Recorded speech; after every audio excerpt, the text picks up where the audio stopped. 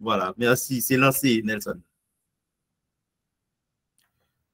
Très bien. Et on est à la deuxième soutenance et ce sera à la charge de Jude Saint-Natus qui a travaillé sous la direction de Fednel Zidor. Les infrastructures économiques, levier du développement territorial, cas du port de Saint-Louis-du-Sud. Alors, je préside cette soutenance et le docteur Fred Elimen chargera de la lecture critique. Et bien, en ce sens, comme tu sais déjà, Jude, tu as 10 minutes et tu fais l'effort de respecter ces 10 minutes. OK? Eh bien, on te passe la main. Est-ce que je peux partager mon écran? Il faut que j'ai la main. Mais on ne te voit pas, non, Jude Saint-Natus? On ne te voit pas. Et ça fait partie également de l'évaluation. On doit te voir.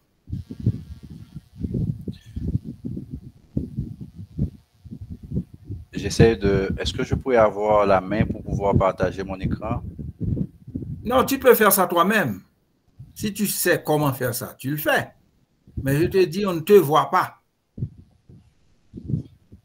On ne voit que ton nom, mais pas toi-même. Jude, ta photo de profil doit être affichée, Jude. Non, mais c'est... Alors, ce n'est pas sa photo de profil, c'est sa caméra qui doit allumer. Ma caméra La caméra doit être allumée. Elle est allumée. Mais peut-être que ce n'est pas en face de toi. Peut-être qu'il y a un problème d'Internet. S'il y a un problème d'Internet, ça peut faire que la caméra ne marche pas. Bon, on espère que ça va marcher. Et possiblement, il y a problème. Il y a quelque chose qui obstrue la caméra. Peut-être as-tu quelque chose qui empêche que la caméra...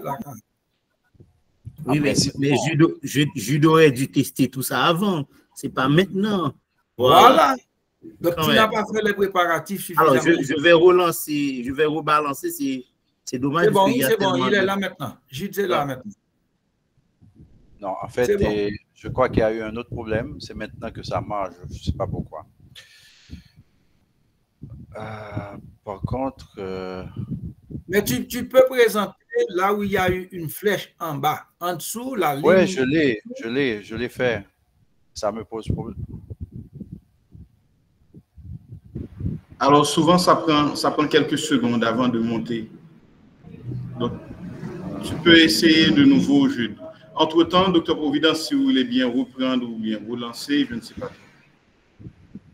Ce n'est pas trop nécessaire.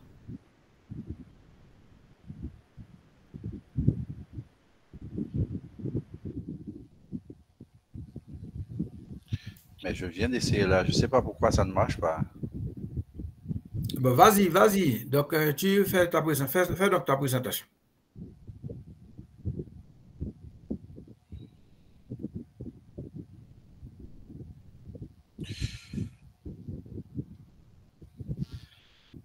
Bon, j'essaie une dernière fois pour voir parce que ça devrait. C'est la touche FN et avec là-haut. FN là-haut, vous faites ça, Jude. Allô?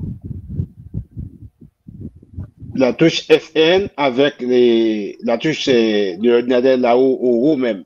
FN en bas et il y a Shift. Ok, bon, c'est Shift, mais habituellement, il fait FN avec la touche. Il y a quelque chose. Juste ça s'affiche, sauf que ça n'apparaît pas. C'est très bizarre. Mais vas-y, tu fais la présentation, Saint-Natus, pour gagner du temps. C'est dommage. Monsieur le Président, messieurs les membres du jury, chers camarades, chers invités.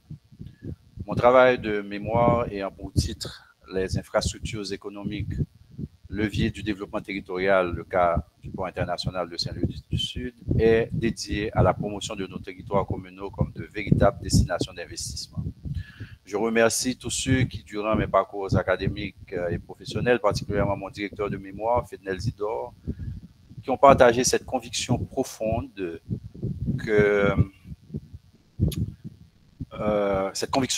qu'Haïti peut emprunter la voie du progrès économique et social à partir de la périphérie.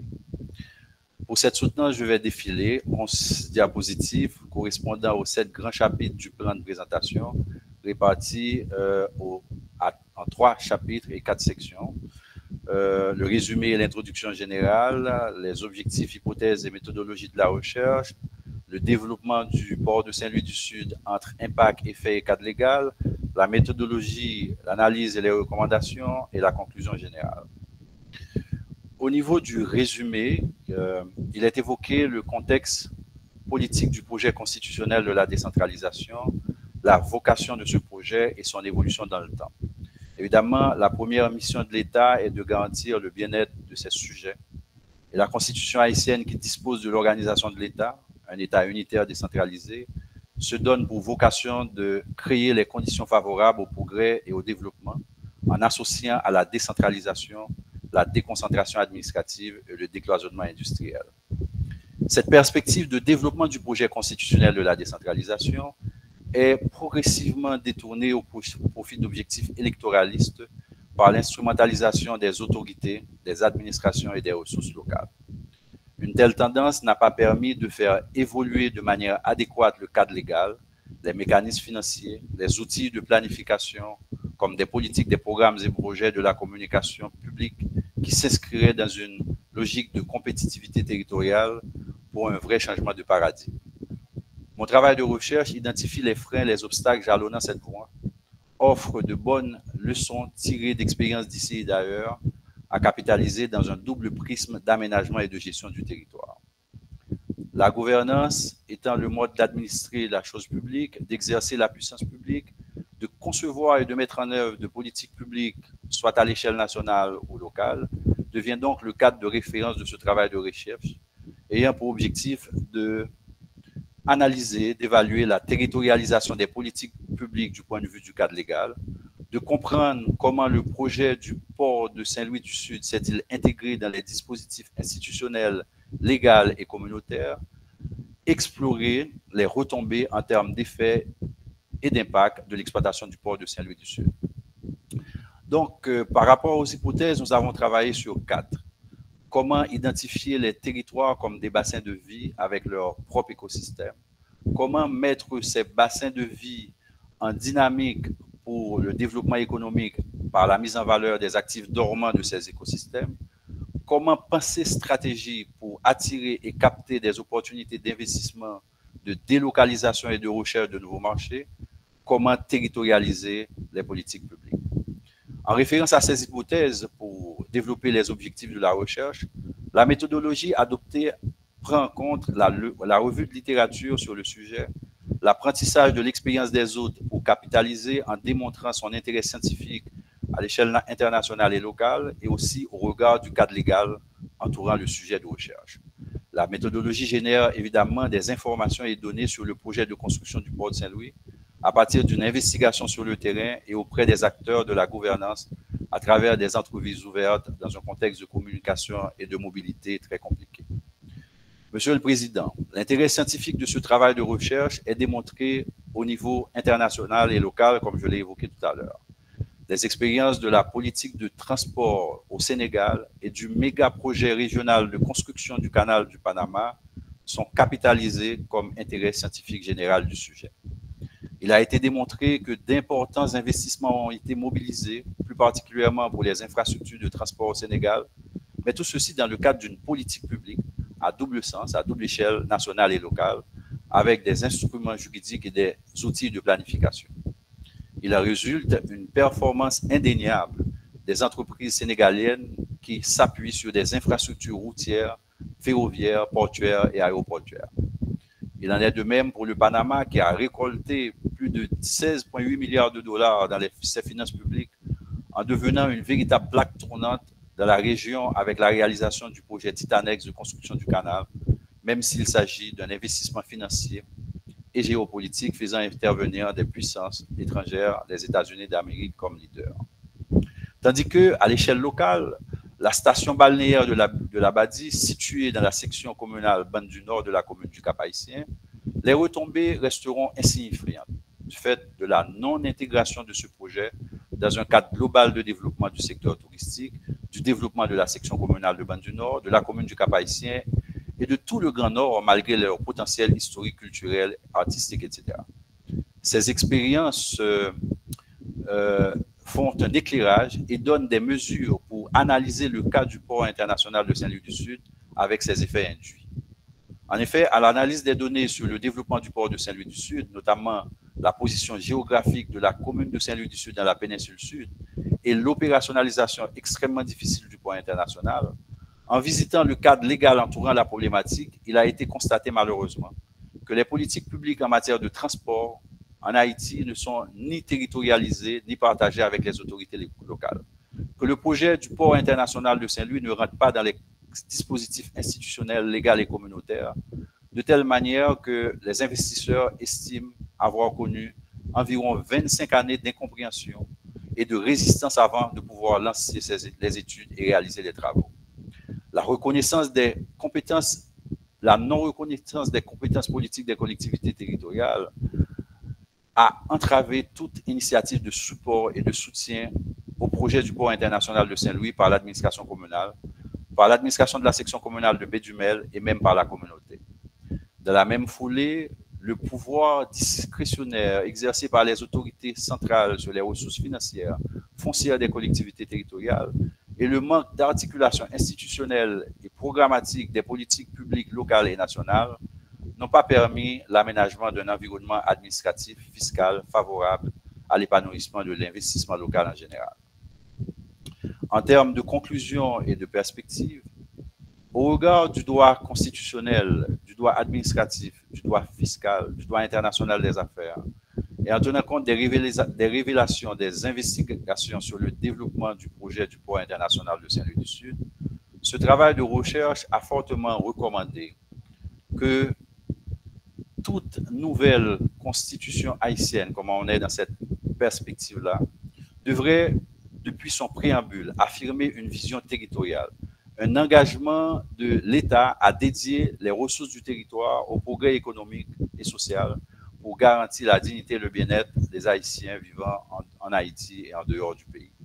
Que les processus devant aboutir à une révision et à une réforme constitutionnelle gagnera en légitimité en aménageant en amont les conditions pour profiter des contributions des acteurs économiques. Une amélioration conséquente est envisagée dans la production législative en vue de l'adaptation des lois d'application à la Constitution et de l'adoption de nouvelles. Cette capacité légistique est indispensable à transmettre aux administrations de la collectivité de la commune, jouissant elle aussi de prérogatives réglementaires, l'ensemble des méthodes et conventions de rédaction des textes normatifs. Un autre élément nous paraît important en termes de recommandations et de perspectives, c'est que le binôme règles et sanctions fait un marquage important dans cette étude qui se réfère à chaque fois à la Constitution, aux lois, aux décrets, aux arrêtés. Une législation qui produit des règles de droit à être appliquées sur tout le territoire national est formulée. Il est donc impératif que la règle de droit soit toujours assortie d'une sanction émanant de l'État qui l'applique pour responsabiliser ces sujets. Les pouvoirs de l'État doivent désormais obéir à ces principes universellement admis et il est bien d'insister là-dessus parce qu'en général, la législation existante entourant la problématique qui est développée, même s'il n'est pas totalement complète, est révélée suffisante pour pouvoir adresser cette problématique de développement du territoire à travers ces équipements développés sur ce territoire-là. Il est donc temps d'intégrer la réalité de la vocation première de l'État, qui est le bonheur de ces sujets. Et c'est en fait la finalité de l'action publique, qu'elle soit à l'échelle nationale ou à l'échelle locale. Et la révélation du cas du projet de construction du port international de Saint-Louis donne toute une lumière sur les limites de cette vocation de l'État qui est plutôt traitée avec beaucoup d'appétit au niveau national et avec une très forte négligence par rapport aux autorités locales. Merci.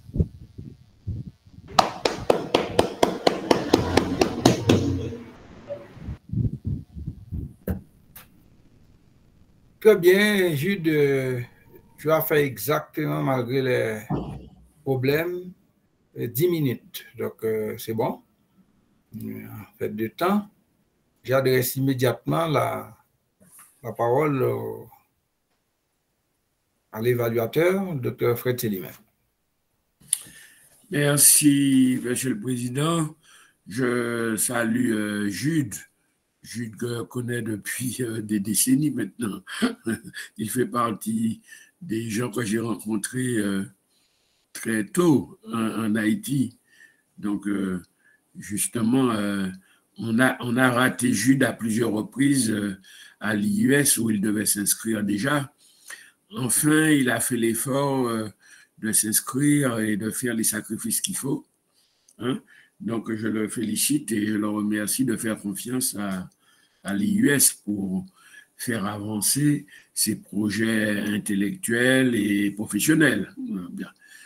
Donc, ceci étant, le sujet de Jude est important, on va y revenir, mais on doit dire avant toute chose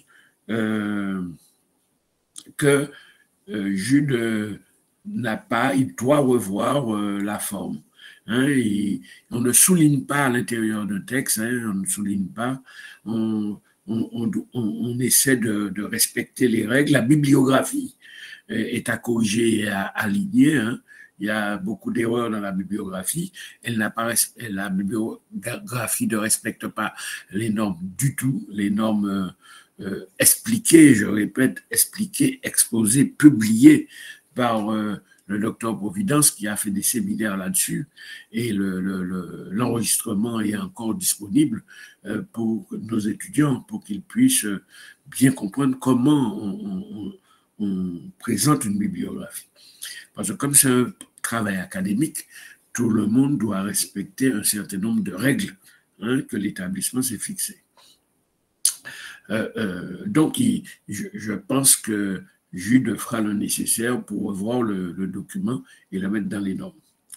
Le sujet traité est très intéressant, très vaste et très robuste. Heureusement qu'il s'est contenté de délimiter le sujet dès le titre. Hein, c'est le port de Saint-Louis du Sud. Hein, ça, c'est très important de délimiter très tôt parce que le sujet est vaste. Les infrastructures économiques, levier économique dans toutes les nations, pas seulement sur les territoires, mais même dans les macroéconomies globalement. Hein, les infrastructures, l'une des grandes théories de ces grands travaux d'infrastructures économiques, hein, que ce soit le port, que ce soit les routes, que ce soit les autoroutes, que ce soit les zones artisanales, les zones industrielles, tout ça, ce sont des granns travaux à la Keynes, quoi, si tu veux. Et Keynes nous a démontré comment ces grands travaux sont essentiels pour une économie, qu'elle soit nationale ou territoriale, locale. C'est un sujet très important. Malheureusement, le sujet qui est intéressant, qui a de l'intérêt, jamais Jude ne nous donne des références scientifiques. Par exemple, son chapitre 1 qui porte sur l'apprentissage de l'expérience et la section 1 particulièrement qui traite de l'intérêt scientifique global, l'intérêt scientifique global, à mon avis, on devrait avoir dans cette section 1 du chapitre 1 au moins des références théoriques qui viennent renforcer l'approche ou l'intérêt du sujet.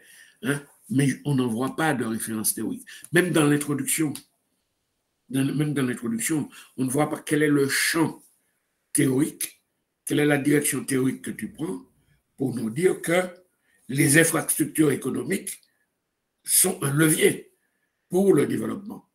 Ce qui est vrai, hein, on le sait depuis longtemps, mais il y a plusieurs manières d'aborder le sujet de point de vue scientifique. Mais on ne voit pas de référence scientifique dans le travail sur quelle approche scientifique tu t'es appuyé pour ça.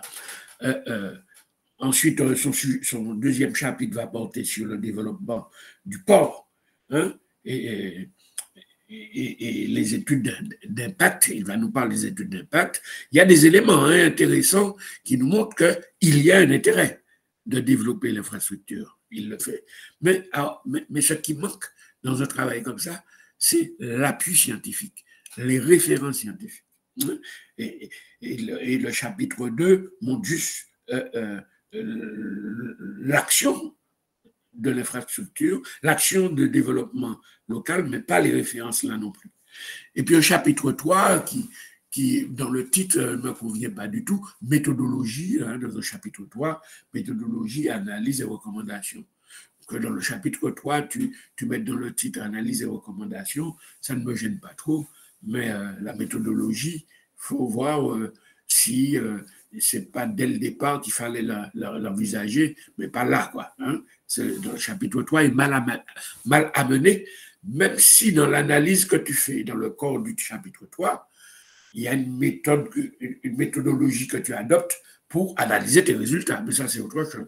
Ça ne peut pas faire l'objet de titre d'un sujet. Alors, sur les comparaisons que tu fais, je ne pense pas du tout que la comparaison avec le canal du Panama soit la bonne comparaison. Le canal du Panama, c'est quelque chose de très particulier. Et l'action peut engendrer un développement exogène en fonction du nombre de navires qui passent, hein, qui rapporte 8 milliards de dollars par an. Bon, ça c'est pour améliorer la balance des paiements d'un pays, hein, mais venant de l'extérieur. C'est exogène, ça. Alors que, même si c'est un port international que tu fais, à Saint-Louis du Sud, c'est quand même quelque chose de plus endogène que le port, que le canal de Panama. Le canal du Panama ne dépend pas, sa rentabilité, ses ressources ne dépendent point du Panama. Ça dépend du nombre de navires, qu'ils soient américains, français, anglais, saoudiens, qui passent par le canal. Autrement dit, le Panama n'a pas vraiment la main sur le niveau de ses recettes. C'est assez exogène. C'est exogène, ça dépend des autres.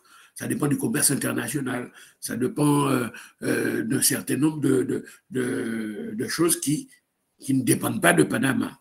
Alors que Saint-Louis du Sud, tu vois, les choses fonctionnent aujourd'hui sans Saint-Louis du Sud, mais si on fait le port, comme tu l'indiques dans le port de Saint-Louis du Sud, il peut avoir un développement endogène même dans le pays. Pourquoi? Parce que au lieu de prendre les produits à Port-au-Prince, prendre la route, tout traverser Carrefour, Martissan, traverser le sud, Aquin, tout ça pour arriver à Jacmel, de Saint-Louis du Sud, on peut irriguer toute la zone et avoir des gains de productivité considérables sur tout le territoire national. On peut avoir vraiment un levier, pour reprendre ton expression, on peut avoir vraiment un levier de développement endogène à partir du port de Saint-Louis du Sud. Et on n'attend pas sur les bateaux qui viennent de ceci. Rien qu'avec le commerce du port de Port-au-Prince et des importations-exportations d'Haïti, on peut avoir un phénomène de développement endogène qui proviennent du port de Saint-Louis du Sud. Moi, je n'aurais pas fait la comparaison, j'aurais fait la comparaison avec d'autres types d'infrastructures qui sont vraiment des leviers de développement territorial. j'aime bien la notion de levier, parce qu'avec une infrastructure pareille, c'est toute une série d'activités qui viennent se greffer autour du port sans que ça dépende de l'activité de l'Arabie Saoudite, des États-Unis, de la France, de l'Angleterre, etc. Une activité propre, intrinsèque, endogène de Haïti. Enfin, voilà mes premières impressions.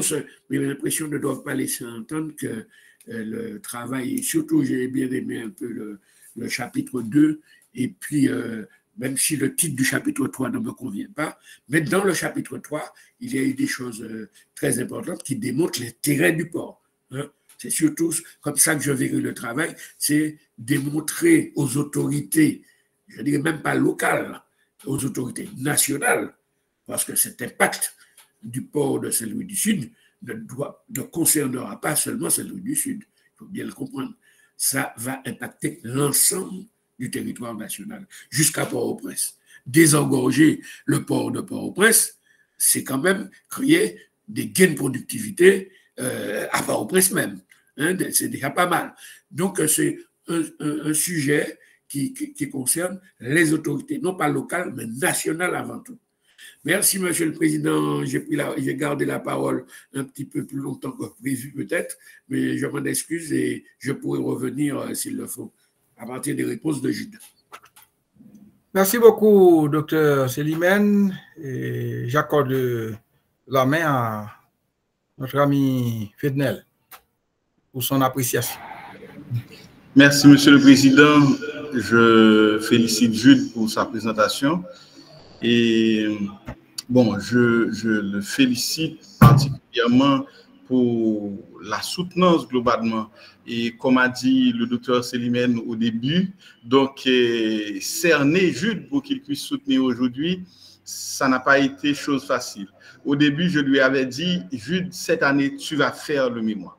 Tu vas le faire et c'est important à la fois pour toi, mais pour nous également, tu vas faire le mémoire. C'était pas du tout facile, Mais quand même, il l'a fait. Alors, je me rappelle, le docteur Célimène a dit, mais Jude, c'est un farceur. À chaque fois, il dit, Jude, c'est un farceur. Parce que ça fait déjà 4 ans. 4 ans. C'est plus que ça bat que Jude tente de faire ça, mais c'est difficile. Et il le fait cette année dans un contexte très, très difficile pour lui, je dois le reconnaître. Et il fait ce mémoire dans un contexte où sa famille était obligée de déménager d'Haïti vers les États-Unis et lui de déménager de Port-au-Prince vers Cap-Haïtien. Et à cause de sécurité, mais également à cause de son travail. Donc, il vit coupé de sa famille. Donc, cette mémoire qu'il fait et entre Haïti et les États-Unis, où il doit voyager à chaque moment pour voir sa femme, ses enfants, etc. Et puis, fin juin, il avait une date butoir pour remettre le rapport final et du projet qu'il dirige pour l'ambassade de France. Donc, c'était extrêmement difficile pour lui et de terminer tout ça. Mais quand même, il l'a fait. Je le félicite vraiment. Et puis, travailler avec Jude dans un domaine qui concerne les collectivités, dans un domaine territorial. Et là, c'est difficile. Pouvoir tenir Jude, pour le retenir, c'est pas seulement tenir, le contenir, le retenir, à travailler sur le droit particulièrement, bien que les collectivités, c'est du droit d'ailleurs, le droit crée l'existence même des collectivités, mais c'est un peu difficile de pouvoir contenir Jude dans un cadre et plus ou moins légal à l'intérieur d'une question de collectivité territoriale. Mais c'est fait. Et je le félicite pour son travail. Mais j'aimerais que à chaque fois qu'on regarde le travail de Jude, qu'on le regarde sous l'angle territorial, parce que je lui avais dit, et son travail peut se porter sur un angle de géographie, un angle d'administration, un angle d'économie, etc. Je lui avais dit, tu travailles sur les collectivités, ok, la gouvernance, mais une gouvernance territoriale et le droit. Donc, j'aimerais qu'on regarde son travail sous ces angles-là, et il l'a précisé un peu à la fin de l'introduction de son travail. Merci beaucoup, Monsieur le Président.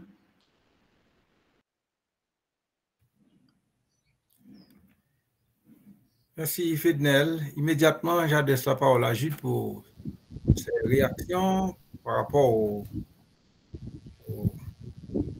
conclusions du docteur Célimène.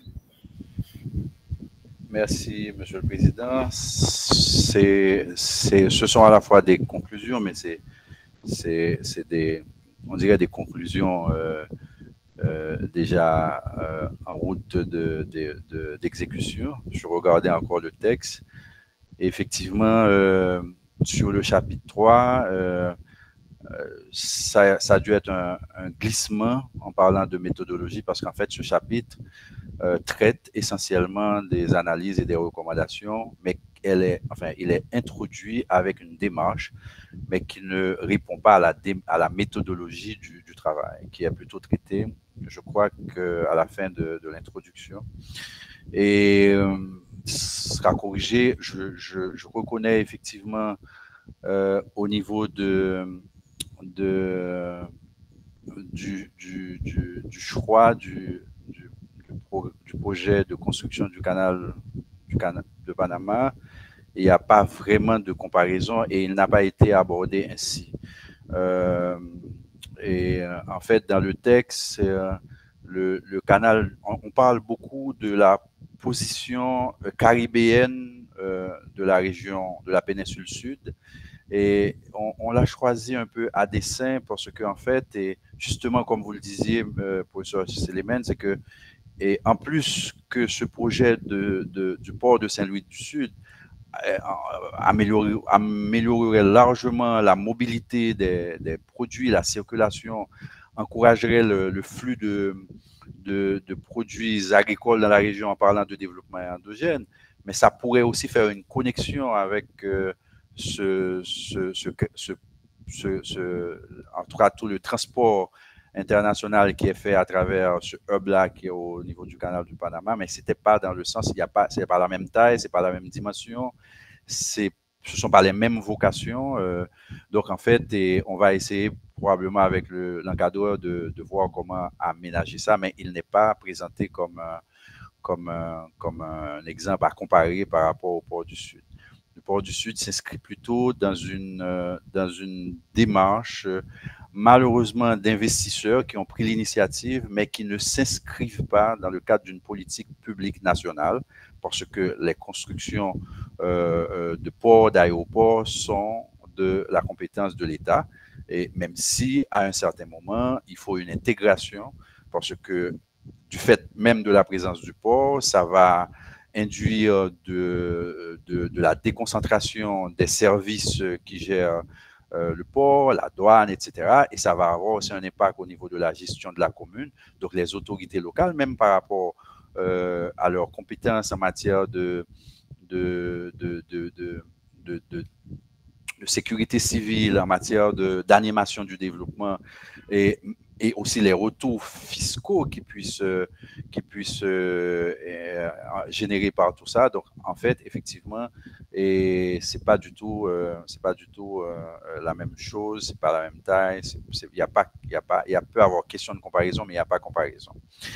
Après, sur la référence scientifique par rapport au fait de préciser que les infrastructures peuvent être des leviers, effectivement, c'est un sujet largement débattu, notamment en matière d'aménagement du territoire.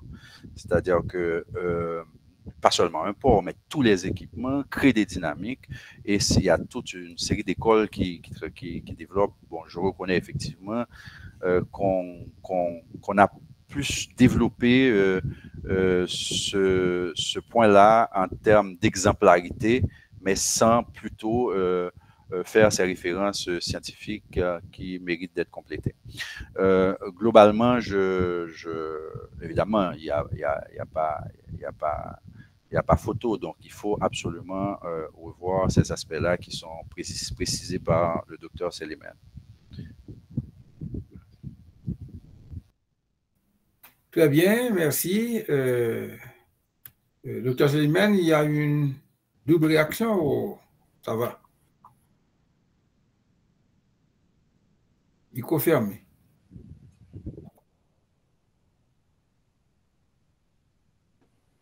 J'ai bien compris ce que Jude a dit et je m'attendais un peu à cette réponse concernant le canal, mais ça manque.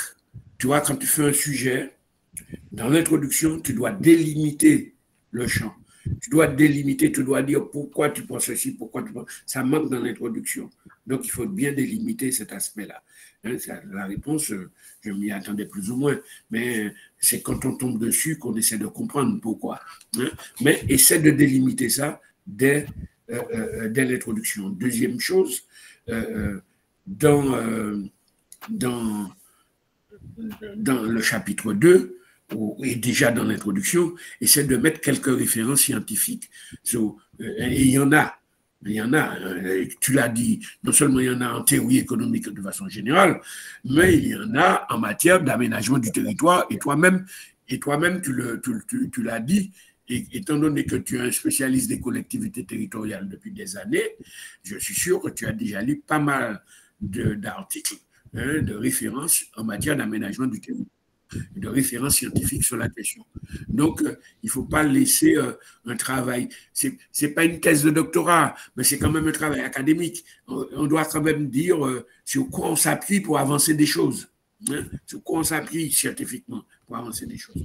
Et puis, pour finir, Président, pour dire à Fednel Zidore, pour le remercier de tenir par le collet tous les jeunes là, qui peuvent avancer dans leur formation intellectuelle, dans leur formation universitaire, et qui trouvent toujours des priorités par-ci, par-là, pour éviter de faire l'effort. Donc, merci à Fednel Zidore de les tenir par la veste et de leur dire de venir se former, de faire quelque chose, d'améliorer leur patrimoine, leur capital humain. Leur qualification, donc leur capital humain. Donc, ne serait-ce que faire leur mémoire, c'est un plus dans leur capital humain. Ne serait-ce qu'écouter les critiques des membres du jury, c'est un plus dans leur capital humain, dans leur qualification. Et donc, merci à Fednel de les tenir par la tête à chaque fois et de les obliger à avancer. Merci, Monsieur le Président, et félicitations à Jude d'avoir enfin compris l'intérêt qu'il fallait, le sacrifice qu'il fallait faire pour finaliser son travail. Merci beaucoup, Dr. Selimane. Et pourquoi est-ce que je te vois de profil? Quand on te voit de profil, c'est comme si tu ne prêtes pas attention à ce qui se dit. C'est mon interprétation. C'est loin d'être ça. Hein. En fait, j'ai un problème de positionnement avec mon bureau. OK. Parce qu'il faut qu'on puisse te voir de profil comme on voit Zidore ici, très attentif à ce qui se dit. Après, je notais sur un ordinateur les questions et les remarques. OK, très bien. Bon, c'était là pour essouffler un peu. On appelle ça une question de pause. Pour essouffler un peu. Alors, et moi-même, je ne vais pas m'entretenir davantage parce que tout a été dit par mes collègues. En réalité, je n'aime pas quand on met titre du mémoire. Le mémoire, c'est le document exigé, c'est un générique. Mais en réalité, un mémoire se réalise sur une thématique. Et la thématique à travers un sujet. Donc, en réalité, c'est le titre du sujet que tu as ici. Tu écris les infrastructures économiques, levier développement territorial. J'en profite également pour dire que je pense qu'un libellé de sujet ainsi est trop affirmatif. Parce que le libellé n'oriente pas suffisamment le travail d'un point de vue académique et scientifique. quand on dit académique, on met l'accent sur les règlements de l'établissement. Quand on dit scientifique, c'est en fait de connaissances. Donc, dire les infrastructures économiques, le développement, on ne voit pas l'orientation académique et pas tellement l'orientation scientifique.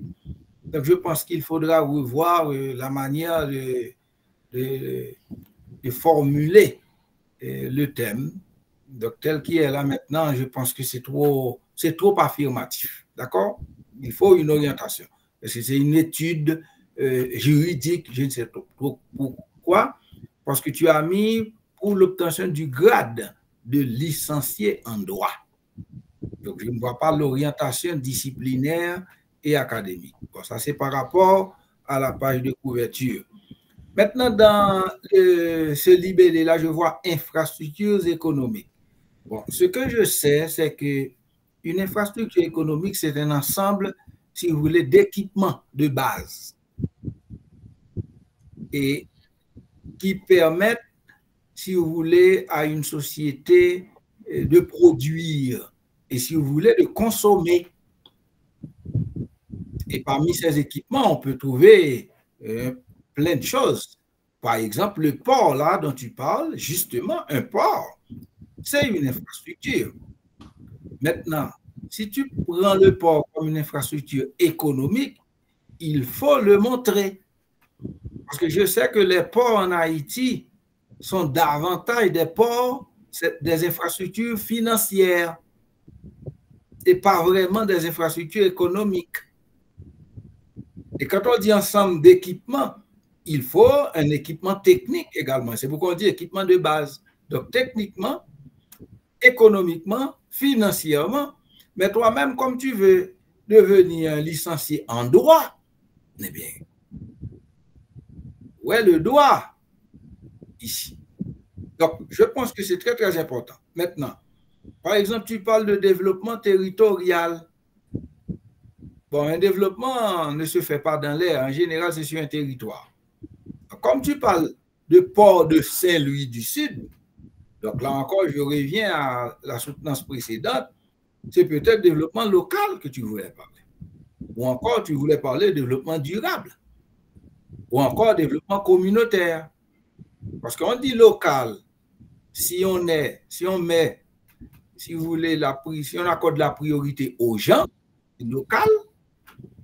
Si on dit communautaire, la priorité est l'environnement des gens. Et si on dit développement durable, cela signifie carrément, ce n'est pas un développement spontané, c'est un développement qui perdure. Donc, vous voyez, donc quand tu dis développement territorial, ça peut poser de problème parce que de toute manière, le développement se fera sur un territoire. Donc, peut-être tu avais voulu parler de développement de Saint-Louis du Sud. Donc, dans ce cas, ce serait développement communautaire ou développement local. Donc, je ne sais pas si tu vois.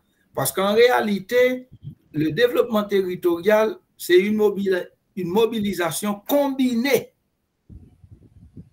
entre initiative nationale et action locale. Chaque fois que tu dis développement territorial, il y a une mobilisation combinée entre initiative nationale et action locale. Donc, dans ce cas, ce serait la mobilisation de l'État haïtien par rapport à l'action des gens de Saint-Louis du Sud.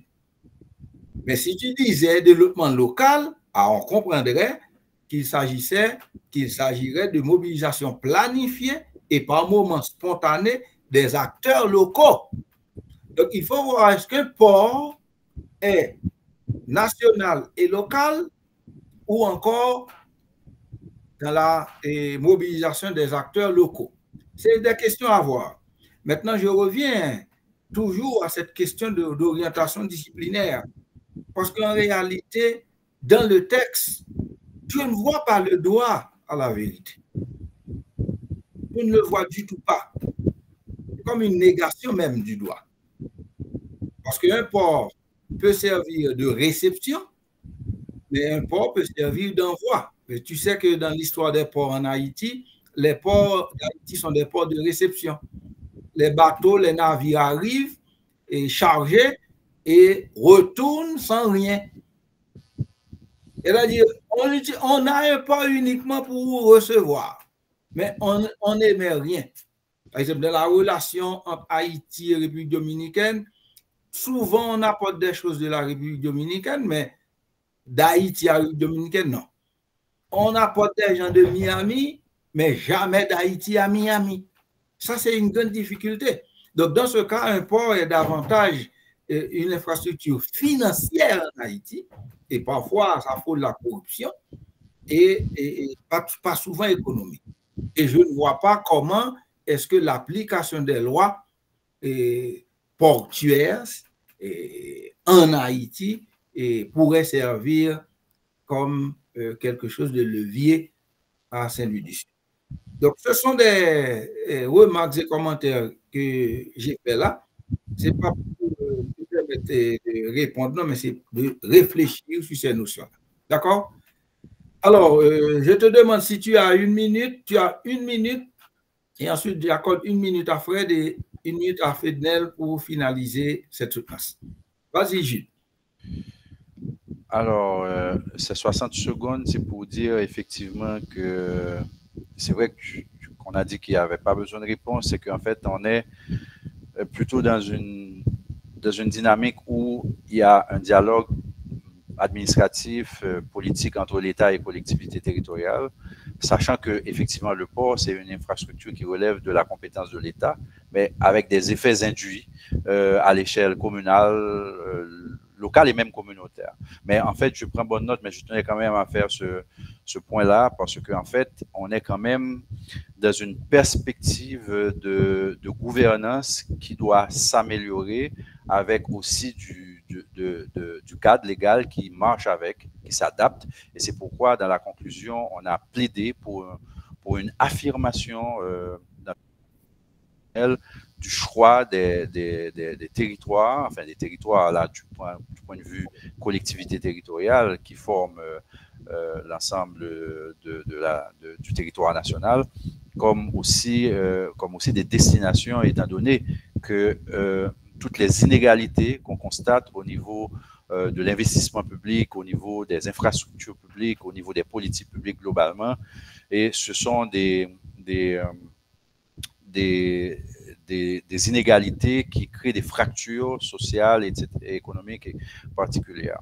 Donc, alors moi, je termine pour remercier le président pour cette coordination de la soutenance, ses conseils, et le docteur Fred pour vraiment les conseils, les précisions, les références sur lesquelles on va travailler. Je ne peux pas terminer sans saluer mon encadreur Fednel Zidor, et qui a fait, Fred, vous ne saurez jamais imaginer tout le travail qu'il a fait, il ne peut pas tout expliquer, mais en fait, mais tout ceci c'est pour dire que et c'est un salut pour l'IES qui est une opportunité et qui se développe, et j'espère que ce développement de cet instrument, de cet outil académique s'étende davantage sur les autres départements, aux autres départements du pays. Merci. Ce sont mes derniers mots, si vous le voulez. Merci. Fred? Non, mais 1 minute pour féliciter et remercier Jude pour tout ce qu'il vient de dire, et pourquoi pas Jude peut faire le travail que Zidor fait pour faire connaître l'intérêt qu'il y a à développer l'IUS. Eh bien, Jude peut faire le même effort dans tout le territoire, parce qu'il est au Cap aujourd'hui, mais il a vécu dans le sud, il a vécu dans le nord, il a vécu dans l'ouest. Jude connaît tout le territoire, donc il a les moyens d'informer les uns et les autres qu'il y a l'IUS qui permet aux jeunes de se qualifier et d'améliorer leur capital humain. Merci, Monsieur le Président. Merci beaucoup. Et puis, du coup, Fednel, tu as la parole pour 1 minute, mais tu ouvres immédiatement la dernière séance de soutenance. Merci beaucoup, Monsieur le Président. C'est vraiment un grand soulagement pour moi que je puisse boucler tout ça aujourd'hui, parce que même en étant très loin dans le travail, je me demandais est-ce qu'il va terminer parce qu'il a tellement d'activités, tellement de cordes à son arc. Et jusqu'à hier, avant-hier, je lui ai dit, mais Jude, il faut travailler sur ta soutenance. Et il m'envoie des photos où il anime des séances de travail, etc. Donc, vraiment, c'est beaucoup d'efforts, mais vraiment des efforts qui sont couronnés. Et aujourd'hui, je lui dis toutes mes félicitations. Et c'était avec plaisir. C'est avec plaisir que je l'ai encadré. J'ai encadré son travail comme un frère, d'ailleurs, qui est mon compère, etc. Donc, ça a été vraiment, c'est vraiment un grand plaisir. Et toutes mes félicitations encore, Jude. Et là, c'est fermé. Et docteur Célimène, comme vous avez dit, alors docteur Sylvestre, on va ouvrir rapidement une autre page.